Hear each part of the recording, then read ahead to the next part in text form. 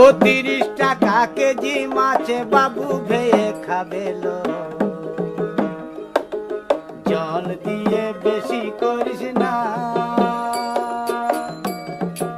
8টা বাজে দেরি করিস না, 8টা বাজে দেরি করিস না। ও 30 টাকা কেজি মাছে বাবু